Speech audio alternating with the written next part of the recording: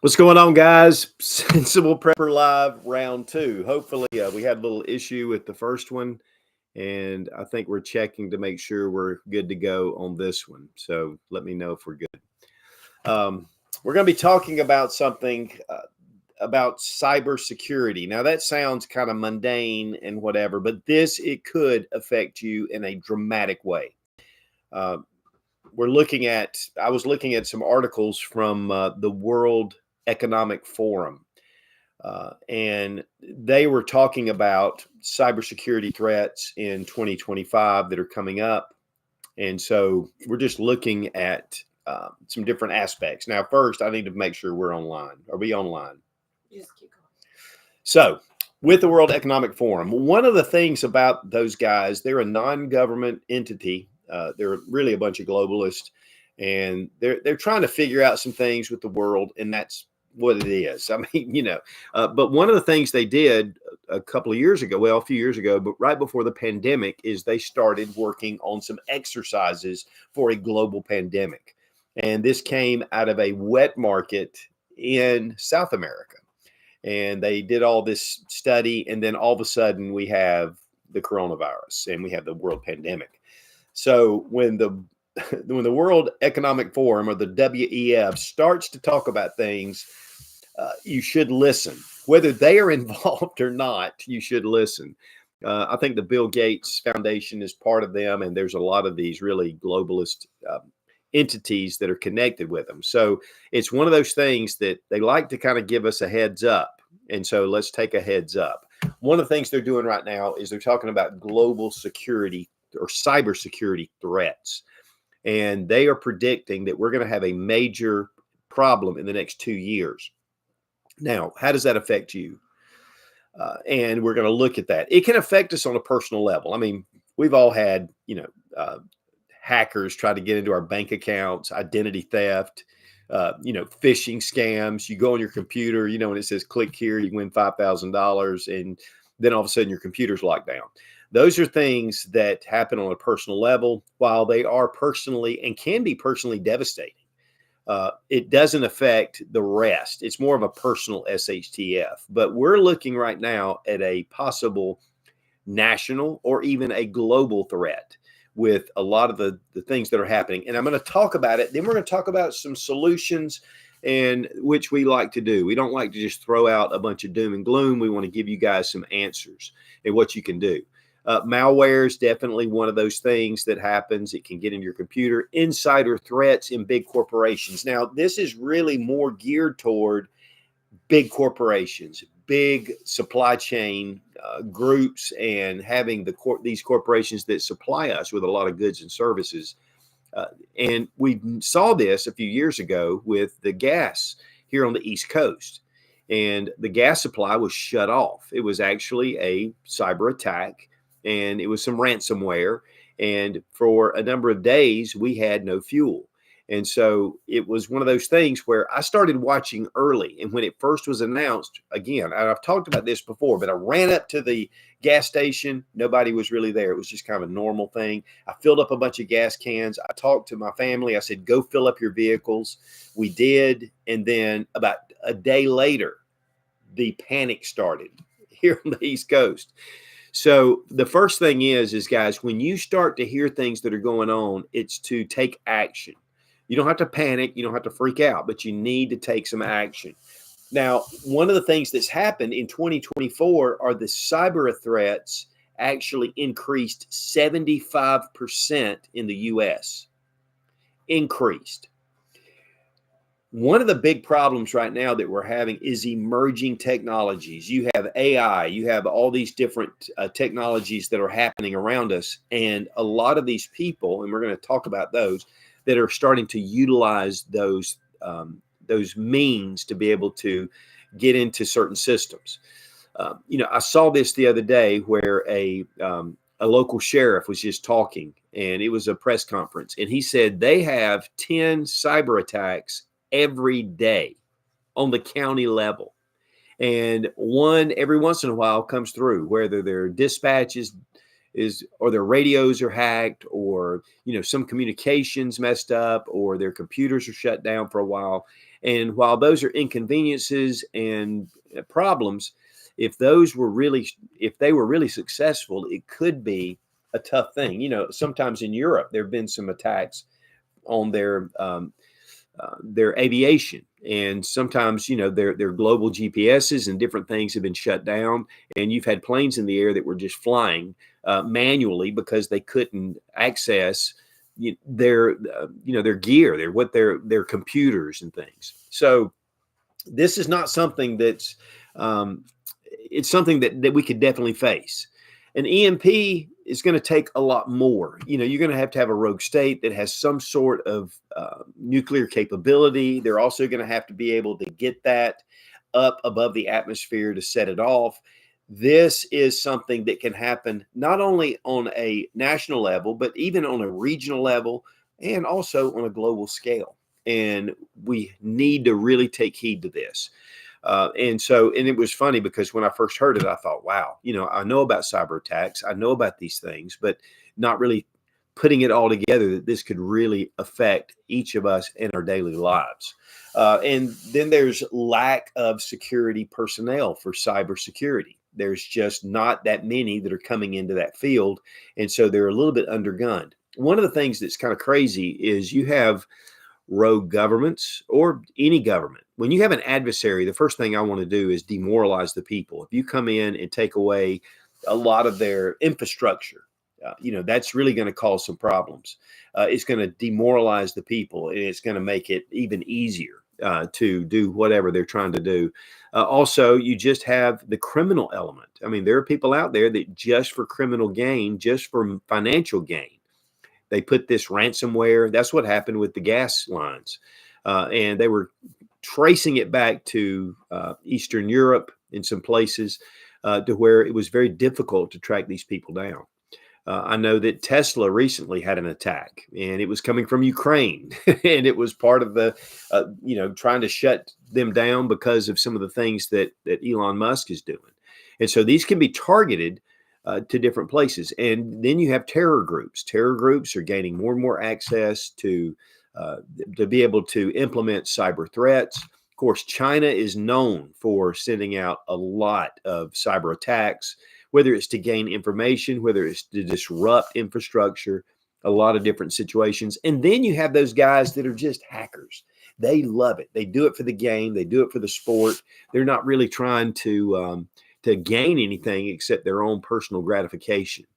And so we have a number of different threats, and they are coming from a number of different directions. So it makes it even more difficult for governments or for cybersecurity agencies to be able to thwart that. I don't know how many of you ever been to the ATM and you walk up and you put it in, and for some reason your card, or you're in a restaurant, you've just eaten, you put your card in, access denied. The thing is, and then you pull out another card and it works, and something with the bank, and we've had those kind of situations to where, the banks called us and said, hey, this is going through, is this yours or not? And those are great. They're inconveniences, but they're great because it does help protect you. But what happens when it goes into a major corporation that supplies us with milk or fuel or those things, those supply chain issues? So first off is the financial market. Now, one thing I do want to mention, and I'm going to look at it right now, is the price of gold. The price of gold right now has reached $3,048 an ounce. It has never gone. In fact, when it went over 2,000, that was huge. This has all happened over the past 5 years, $3,000 an ounce. And a lot of times there's a lot of factors. So I can't say it's this, it's that. A lot of it is just what's going on in the country right now and in the world because of a lot of things that President Trump is doing to correct things. And I think a lot of these governments may be buying up gold, but we're just seeing some really strange activity in the precious metals section. Silver's at $34 an ounce. So that's one of the things. It's a telltale sign that there are some things that are going on. Not necessarily cyber, but that is something. But you have markets that can be affected. The stock market could even be hacked if the right people know what they're doing. corporations, obviously, and again, personal finance. I mean, that will affect you directly. We're going to look at a few things that you can do for that as well. But having some backup plans, some things that you can use to be able to, to protect yourself. Now, this one to me is probably the biggest, and it's infrastructure. Again, we dealt with a gas shortage on the East Coast because of a cyber attack. There was ransomware attached to it. I'm not really sure how it all panned out, how they got it back online. But one of the things that we're having right now, because of technology, technology is beautiful. It streamlines things. It makes things so much easier. When we have our computer, there's so much more we can do. I mean, this is a computer right here, our phone. And we can access World Wide Web. We can do all kind of different things on there. We can learn. We can look up references. We get very dependent on the internet and on these systems. What happens when they are hacked, when they're compromised? Whether they're compromised to cripple it altogether, or a ransomware, or just malware gets in there. So power supply. What happens when we don't have a power supply? That's one of the things that the EMP is definitely really attacks, is our power supply. And because of that, with an EMP, you're going to cripple. In fact, it could cripple it for years. A cyber attack can do the same. It's just that there are so many more threats. Again, you don't have to launch a nuclear weapon. You don't have to detonate it over an area. This can be done just at a computer. And those that know what they're doing, and again, the emerging technologies that are giving them even more options to be able to do things, can really attack that infrastructure. We have our water sources. All of these are all computer driven. They're monitored. They're systems that they run for purity, for all kind of different things, for getting water to certain areas, and for shutting it down and turning it back on and keeping the pressure at the right place. Natural gas. One of the things that happened with Helene was because the natural gas systems kind of got with the ground and the flooding, they shut it down. A lot of people had natural gas generators. They weren't able to access their generator because home generators, I mean, Generac, $20,000 generators that were completely useless because they couldn't get the fuel they needed. And then you have your food sources. Your transportation systems are all based on computer. Everything is traced. I was talking to my FedEx guy yesterday, and when the package comes in, they track it, they sign it, they know where he is, they know where he's going, they can follow him around, they can follow these packages, they can track these packages. This is all done because of technology and because of these systems that are put into place. The problem is these systems are all vulnerable to a cyber attack. If you don't get your FedEx package, it's not the end of the world necessarily. And again, you can reorder, whatever. But if these systems are shut down, it could really cause and wreak havoc, not only with the U.S. economy, but with your personal life. Of course, we talked about fuel supply. We're just talking about goods and services, whatever you're looking for. If this is shut down, and it could be a local thing in a certain area, but it could be a more nationwide, especially with federal governments. One thing that we have kind of in our that's good is that we have state, local, you have city, and you have your federal. So there's going to have to be a lot of attacks to completely shut down the entire country. But in a sense, they can shut down localized areas. I was just in Atlanta this past week, and if my GPS was down, or the whole city was down, it could be a really bad situation just in that area. And the good thing is, if it's a local situation, then you can have outside help, just like with what happened in Helene. But if it's more regional, it's going to take longer to get supplies. And then if it's national, it could be devastating. Again, all the things that happen with an EMP could happen with cyber attacks. And again, cyber attacks are easier to implement. And so it's one of those things we really need to take a look at.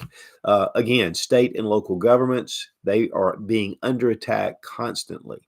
Now, how that affects some hacker from another country, why he would be doing that. There is an attack. And again, there is a 75% increase in 2024.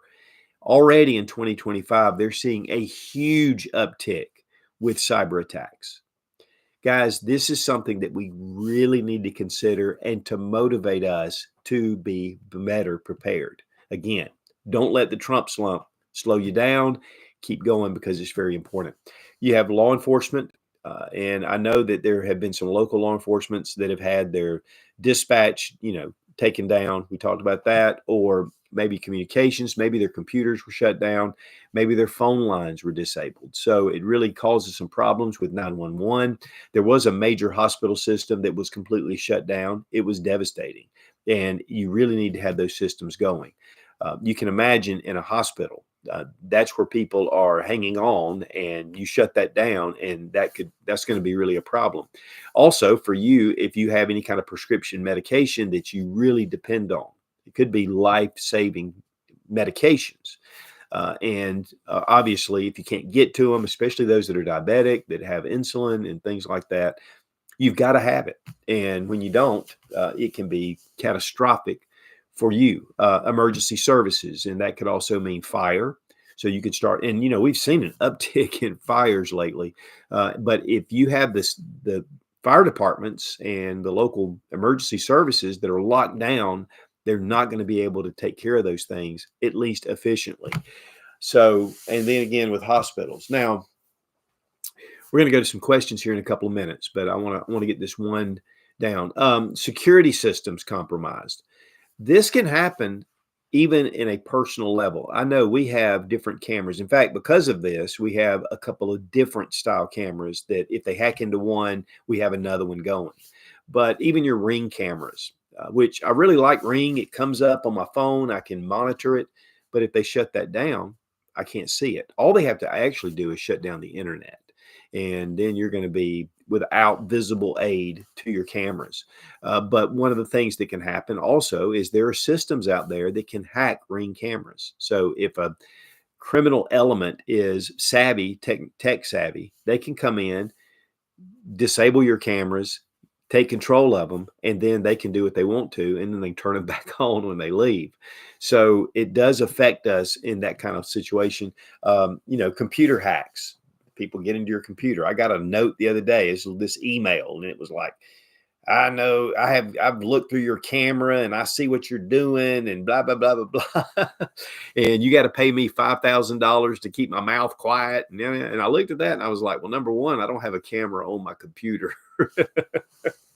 and so, it was just kind of funny. I was like laughing about it. And then I just blocked them. But you have to be careful because sometimes they'll put these phishing scams out and you'll end up going, oh, and you kind of freak out and then you want to pay something. And so manufacturing operating systems. So let's say it's a company and they produce something that's vital. It could be med supplies. It could be, there's a number of different companies here in our area that actually produce medical for prescription drugs. And if those systems are shut down, it's going to create a massive shortage for a period of time. If it's an extended period of time, then, there could be some real devastation. So let's go to a few questions. Stephen Van Holt asked, question, any thoughts on Mantis firearm system training?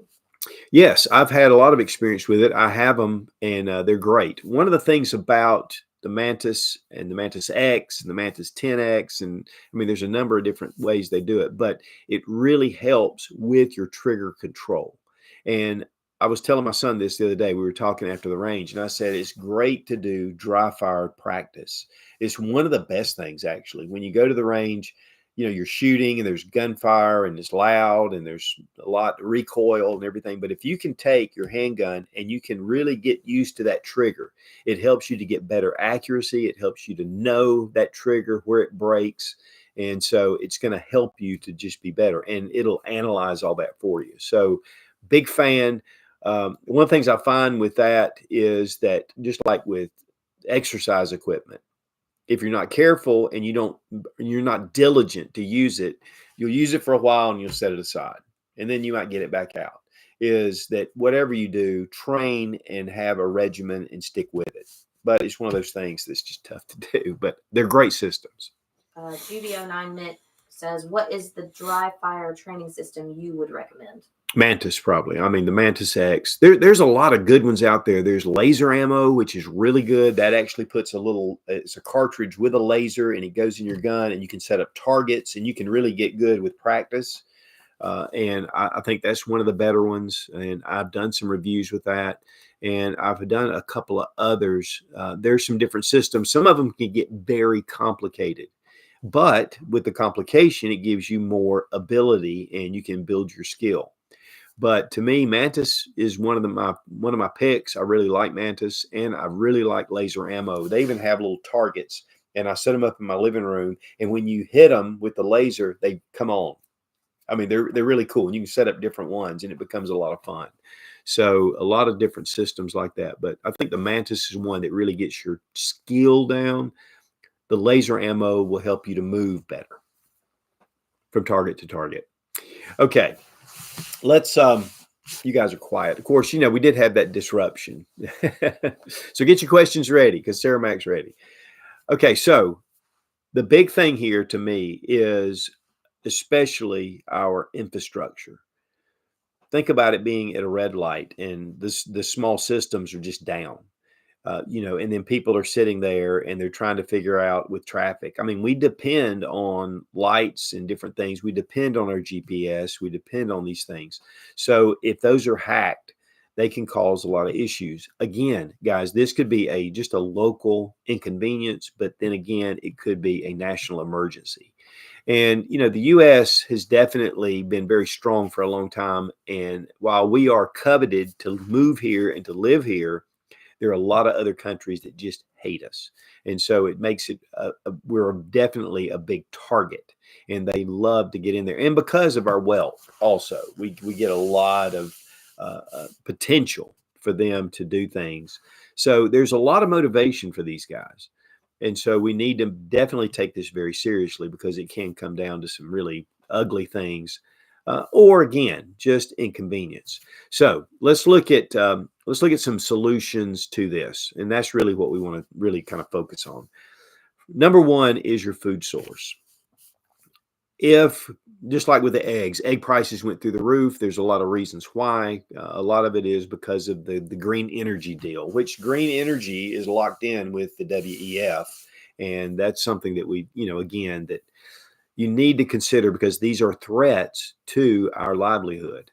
But having food put back, having a pantry stocked, I really think that I know when I have friends in New York, and I've gone to New York a bazillion times, haven't been lately, but one of the things that they would always laugh about is they don't really keep any food in their place. They're coming home and they stop by the market and they pick up the items they need, just a few things, and then they fix it and they eat it. And it's one of those things where it's just very minimal, and that's a great way to live in a sense. But if you ever run into a situation and you have no food at home, one thing that I highly recommend is having at least, I mean, bare minimum 1 month of food. And you may have to supplement that. Obviously, sometimes if you have a lot of fresh vegetables and you eat a lot of fresh vegetables, which are really good for you and kind of keep you going, for 1 month, those are not necessarily going to last. So having some items that you can put back, and I'll tell you guys, canned food at this point right now, it is the shelf life on that is pretty 100 years, because of the sanitary conditions and the processes and the heat pressures they put on the cans, and the cans are lined. And so it's one of those things that you can stock back. It may not be your pick. You would much rather go and buy a nice roast and slow cook it and make that just perfect. But if that's not an option, Denny Moore beef stew is not bad. I can tell you that from experience. Of course, the one big thing is, over the years, is for survivalists is Spam. Well, I'm not a big Spam fan, but if I had to have it, I would. But having some things put back that are going to have longer shelf lives, and build yourself a 1 month pantry that is just stocked out. Now, for me, obviously, being a prepper, we extend that out. And what can happen is you get your 1 month supply, and then you kind of build up. One of the things about being prepared is that you can't have everything. You can't stock it all up, but it will buy you time, and that's the big thing. 1 month, you can have food, you're able to get through that, and then maybe there's some things that have changed. Hopefully not for the worse, but at least it gets you to a point to where you can make different decisions. And so that's a big thing. That's the one thing about prepping, guys. And you may say, well, I'm not really a prepper. I don't really want to step into that. But honestly, having about a month's supply of food is just smart, especially in today's world. It's a very volatile place. And so having some food put back, minimum 1 month, I would recommend 3 months. If you just want to kind of say, hey, I want to have some stuff, and then just leave it at that. That's going to give you even more time, gives you more in case there are things that escalate and there's some problems. Food is one of the big ones, but not bigger than water. Water is one of those things to where you can only live 3 days without water. You can actually live and stay healthy, not necessarily full of energy, 3 weeks without food. You can do okay. You'll be hungry, but water is 3 days. You cannot afford to go into dehydration. That is going to cause your muscles to start to cramp, and you're going to have issues. And you may say, well, I have a big river out back, which we do. We have a creek down here. We have a couple of springs, maybe, there are water sources around. But sometimes, those water sources are compromised with Giardia, Cryptosporidium, different microorganisms, or they could have chemicals in the water. And so you need to be able to treat that water. And so having a good filter system. Now, there's a lot of different systems out there. We've been using the Berkey for a long time. There is some issues with Berkey right now. The filters are almost impossible to get, but we're okay because we have our filters in process. One of the problems with a long-term storage is that your filters are only going to last so long. But if you have a good, capable system, it can filter thousands of gallons of water. And you should really plan to have a gallon of water per person per day. So let's say you're going for a month and you want to just store up some water, bottled water, gallon water. You can do the bigger jugs and you can stock that up. Have 1 gallon per person. So you need 30 gallons of water per person for a month. So if you have a family of 4, that's going to really start to take up some room, especially if you live in an apartment. But here's the thing, guys, have some water put back, even if it's just a case of water.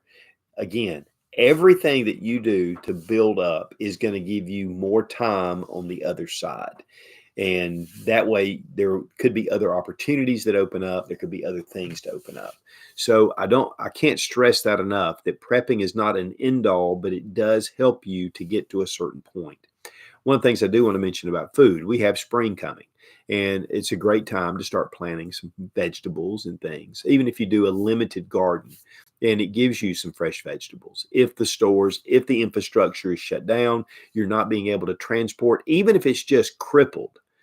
The problem is the supply is not going to reach demand. So you want to make sure that you have some things put back. And having a garden is a great way to sustain having a food source. Again, it can supplement that Denny Moore's beef stew. You can cut up some bell pepper, or you can have some sliced cucumbers or whatever. But have yourself a garden. It is, number one, it's very healthy. And it really, I love going out to the garden, picking some leaf lettuce, grabbing a cucumber, some onion, and a tomato or whatever, and fixing a fresh salad right out of the garden. There's nothing better. And guys, really, as far as health-wise, it's not going to get any better than that. But having a good garden is a good way to be able to do some things. And really, the way things are, it just makes sense. And too, it gives you a sense of accomplishment. Also, don't think I'm going to have these seeds put back, which have a shelf life, by the way. If you have a seed bank and it's been sitting there for 10 years, it's not going to yield much, if anything. So you want to make sure that you have the skill and the knowledge. Growing a garden is pretty early man. I mean, we've been growing our own vegetables for a long time.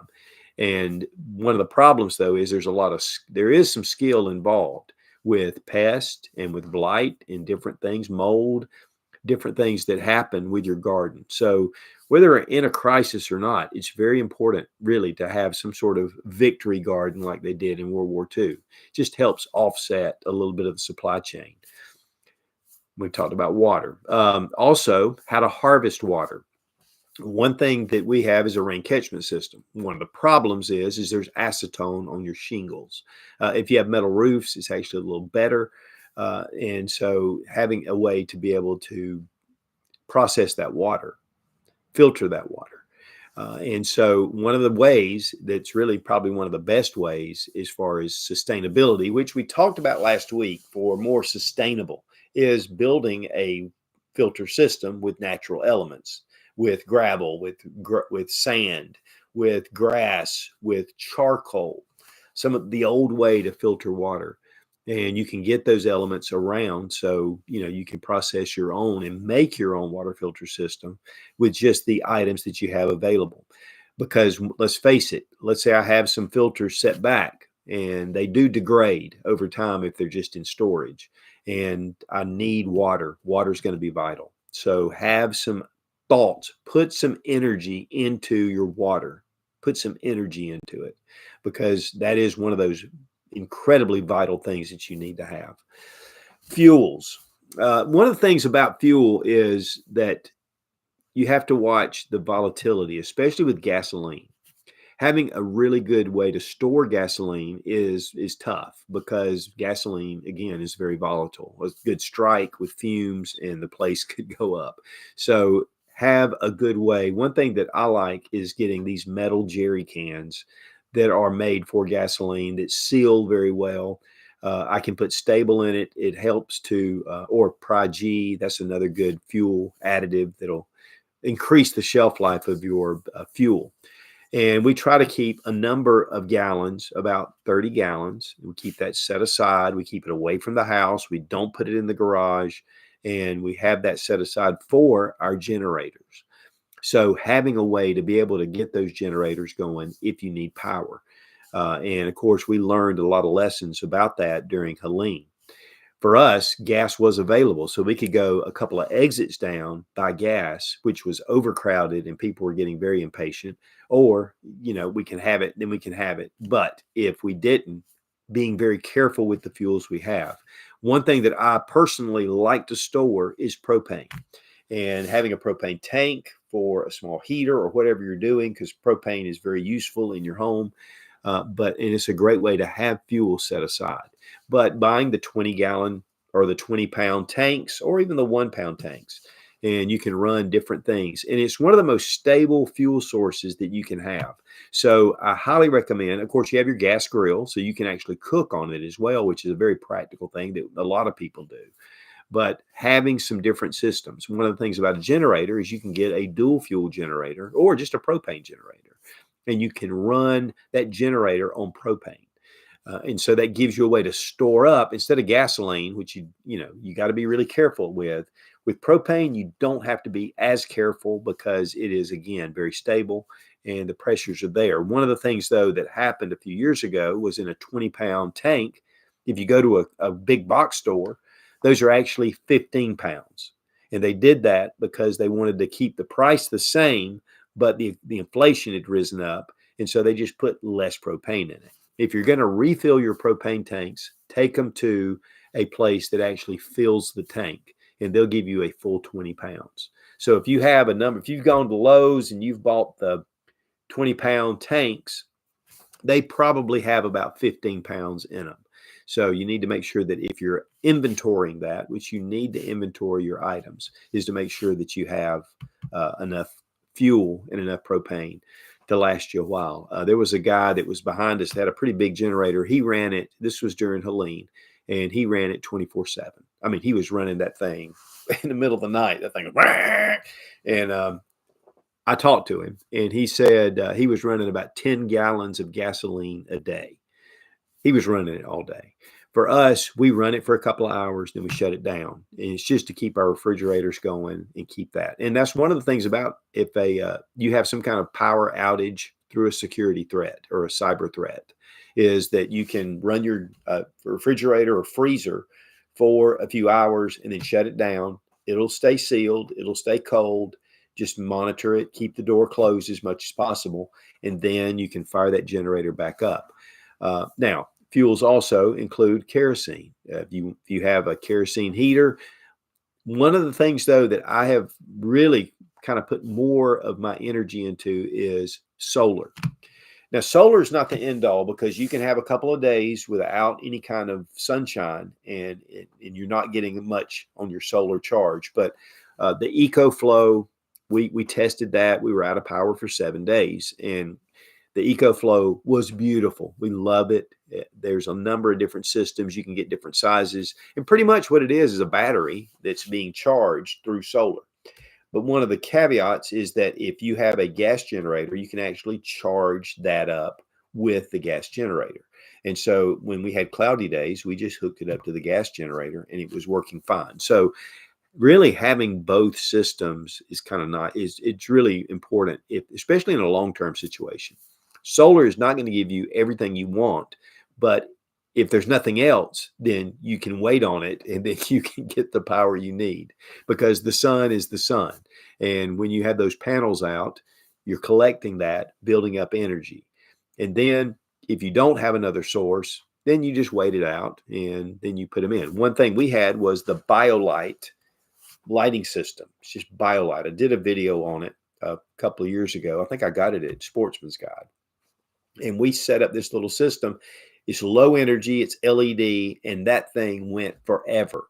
And even though we had days where the power was out, because it has a little solar panel that you can charge and you can have lighting at night. So it had 3 bulbs, we had a little station, and we could just turn it on and we had light. And it was actually a really nice light. It was ambient. It wasn't super bright, but it was efficient and it was nice. So there are some systems that you can have. And guys, I highly recommend, even if you're just having storms. I know we've just had this massive tornado storm that's come across the South this past week. Thank goodness we missed it. It just went right north of us, but it was heading our way. But with power outages, especially over time in a large area, you can be without power for a number of days, whether it's a cyber attack or just a natural disaster. So these things, while we're looking at cyber and we're looking at this, this huge thing, it's good. And this is not something that you're doing just to prepare for a cyber attack. It's to prepare for just those things that happen at times, and having a few things put back. I'll never forget this buddy of mine who is a big prepper, who does actually a homesteader. And I mean, he's got all kind of stuff. No generator. No, he just didn't have a generator. And when the power went out after Helene, thankfully, they were coming back from another area and they stopped and just happened to be able to buy a generator, and it kept their freezers, and they had just processed a bunch of chickens. And if they hadn't had that generator, they would have lost everything.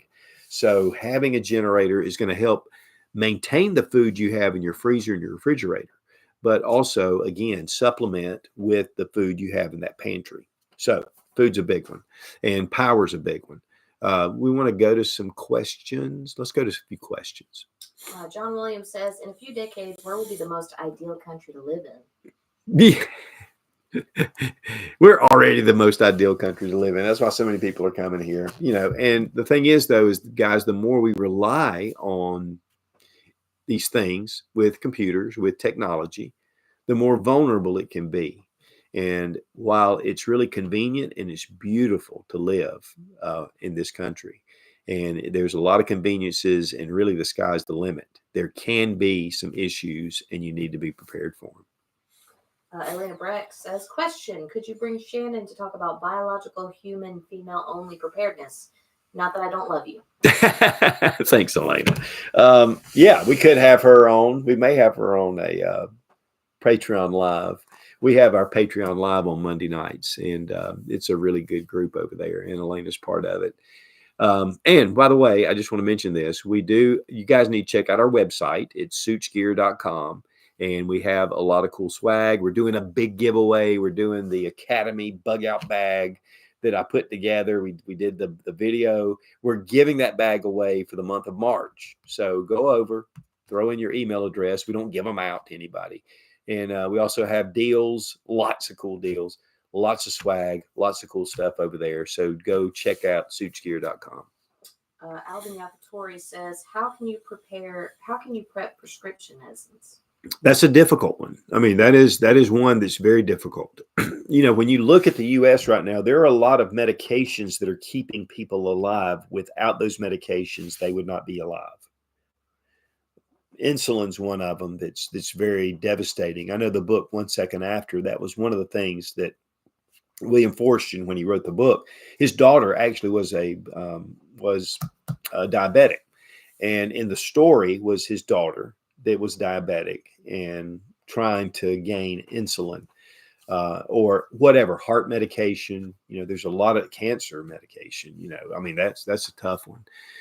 So there are some antibiotics and things that you can get, but it's a difficult one, and one that probably more toward a medical. I mean, maybe Skinny Medic. I know Dietrich does a lot of cool stuff and talks about some things. And then USN ER Doc is really good. There's some good sources out there. We're not on any kind of medication, so it's one of those things. And a lot of times, trying to get your doctor to give you an advanced subscription in case there is some kind of issues can be very difficult to do. Doctors are very slow to do that on the whole. But there are medications that are non-prescription that are in other countries that match the prescription that you have. One of the things that was, is, and there are ways to do that. So I'm not really an expert on that. Probably Shannon would be more or less that as well. Dust G says, question. Hey, Such, thank you for all you do. I live in the suburbs of Miami, Florida, and I am considering buying acreage in Tennessee. How much acreage would you suggest? Thank you, and God bless. God bless you. Tennessee is a great area, and my wife's family's from Tennessee, Chattanooga area, and it's beautiful country. Here's the thing. 5 acres would be, to me, minimum. A 5 acre, because you can do a lot with 5 acres. Honestly, you can do something with 1 acre. You can put together some nice gardens, but with about 5 acres minimum, you could really set up a small little homestead. And I think that's really what would be nice. And because in the suburbs of Miami, if something were to happen, you would want to probably relocate because especially like with this, what we're talking about, with this cyber attack, you've got a city that's just shut down. And you've already got crime issues already, which is typical for any city. When they don't have food and they don't have resources, it could get ugly in a big hurry. So highly recommend Tennessee. I think that's a great state to relocate to. I know a lot of my friends have relocated to Tennessee. A lot of people have relocated right here in South Carolina. This is where we are. And I'm going to tell you, it is wild. We're one of the fastest growing areas in the country. And part of it's good, part of it's not so good. Sequel now asks, have you read the book, The Lost Ways? If so, what are your thoughts on it? I have The Lost Ways, and I've skimmed through it. I have not read all of it. I think that is really a great resource for sustainability. You're not relying on other products. You're not relying on other things. And it's one of the things, I think it was one of the guy, he does a video, older guy that talks about it. And I ordered that book. I've gone through part of it. I have not read the whole thing. I need to, because to me, that is a really important, it gets back to the lost ways, the lost arts of survival. So I love the book. I've got it. I haven't read it all yet. So let me do this. I think we only have a couple of minutes left. So I do want to go through a couple of things. I would like to get to your questions, but I want to get to this. Medical supplies is one of them, guys. You need to build up your medical kit. And stay informed if you can. Now, we have one of those emergency radios. It's according to what happens. In your area, you may or may not have a radio station that runs. It may be shortwave, it may be something, but getting a small weather radio, being able to get some information if you can out there, or if something pops up, then you can know that there's some things that are happening. Your assets. What are your assets? And of course, in a financial situation, you could lose everything at the bank. The banks could be shut down. They can be compromised. They may not be able to return. You don't even have any access to your funds. We talked about precious metals, and gold right now is going through the roof. Don't know what it's going to do. I mean, it's really alarming, honestly. At over $3,044 an ounce, and that was when I last looked. That is a world record. That is well beyond anything we've ever seen, ever. So we need to watch that. But having some sort of assets to put back to help you, and which goes into the next thing is barter items. So having items that you can barter. The vices are a big one: alcohol, liquor, different things like that. Tobacco. What people would really be craving, and they're willing to trade things for it. And that's going to be that's going to be an asset, honestly. Any kind of barter items. Tools could be something that you could use. Excuse me. Even handles, rake handles, axe handles, things like that. I mean, it's going to be something that people are going to break and they're going to need to replace. Pardon me. Got the dry throat. All right. Pets, pet food, taking care of your pets in a bad situation where you can't get pet food and you're kind of not doing all that well as well. One thing about pets, though, especially dogs, they're great for security. Cats are great for pest control. So having some different ways, you can use those for a survival situation. So pets are going to be important. Plus, they're part of your family if you're like us. And your security, civil unrest, when people can't eat, when there's no food, when the supply chains are shut down, when grocery stores are empty, people are going to get in a panic and they're going to get violent because they're going to get desperate. And so having some means to be able to protect you and your family and whatever you have set aside is going to be vital. So having some sort of security, and crime rates just in general are going to up because, the police, one thing that Profile said, and I always bring this book up, and I hadn't brought it up yet. This is the Modern Survival Manual for the Coming Economic Collapse. It's about events that happened in Argentina. There is a link down below in the description. It's an affiliate link to Amazon for this book. But Profile really lays out some really great things about this kind of situation, even before cyber attacks were really a big thing. This was 2001 when this actually happened, and it happened again not long after that. Typically, so check this book out. It'll change your mindset. And then one last thing is just your repair supplies, having things to be able to repair, having duct tape, having safety pins, having thread, needles, having tools, your standard tools that you're going to use to repair things, having tarps, things like that, that if you're not able to get those things and you have some problem, you can at least fix it. And that's one thing that we've also lost because we are such a consumer economy.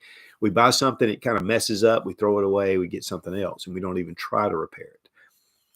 What are some things to help you personally protect yourself? And a lot of these almost go unsaid, but I just want to reiterate. When you get an email that has a link and it says click here and it says PayPal and you have a PayPal account, don't click that. Go to your browser, go to whatever you're doing. Whatever website you have, and click it that it's a secure link. A lot of times the FBI, there are people that'll call and they'll say, I'm with the FBI, blah, blah, blah, or I'm with the IRS, blah, blah, blah. They don't call you. They send you a letter. So know some things about your security that you don't give out information to someone that you can't verify. Again, when you get emails, be careful. Don't open attachments. They will get into your computer if it's a malware or a phishing kind of situation. Let me see. I've got a few things written down. Yeah, go to your browser. Also, text. A lot of times I'll get text and it'll have something. And if you click on it, they can there's software that can be used to download onto your phone. So use your common sense. Be careful. If the bank calls, and one thing we had our bank, and it was our bank information. It was Bank of blah, blah, blah. And it said, when it was like, you have a hack, blah, blah, blah, you need to call. And you call, and this guy's like, kind of, I don't know. I thought this isn't right. So I talked to him for a few minutes. I hung up and I called the bank, and the bank said, no, there's not a problem. So be careful when you're giving out information. Be careful what you click on.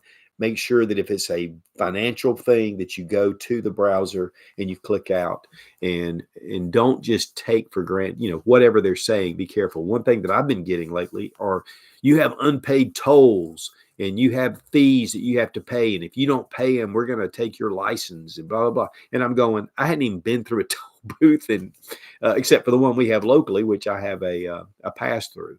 So be careful. There's a lot of scams. And here's the thing, and this is the big thing, is there's going to be more of it. Again, in 2024, it was a 75% increase in cyber attacks. Now in 2025, with emerging technology, with AI, with our vulnerable infrastructure, and with enemies abroad or just criminal elements, they can really put us at risk. So the big thing is, guys, is get your preps in order. A lot of this stuff we can't do anything about, but with the supplies we have and our life-sustaining supplies and a way to defend those things, that is going to be a solution, the solution, if something like that happens. All right, guys, we're going to head out. Thanks for being patient with us. I know we had a little bit of a problem at the beginning. I'm not sure what happened. Thanks for transferring over to our other live.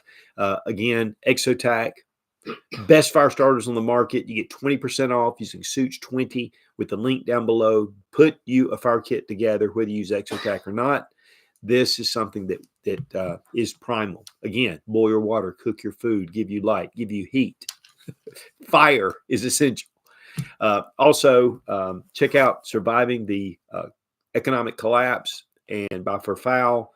Again, there's a link down below in the description. And go by suchgear.com. Say hello. And we send out newsletters every week. We do giveaways every month. We have a lot of cool stuff going on. And we have a lot of cool Such merch over there. So check it out at suchgear.com. Thank you, Sarah Mac, for setting everything up and helping out and getting those questions to me. Thank you for being here. We really appreciate you guys. It was funny. In between, I was looking through the comments and people are just going back and forth. And we just really love you guys. So be strong, be of good courage. God bless America. Long live the Republic.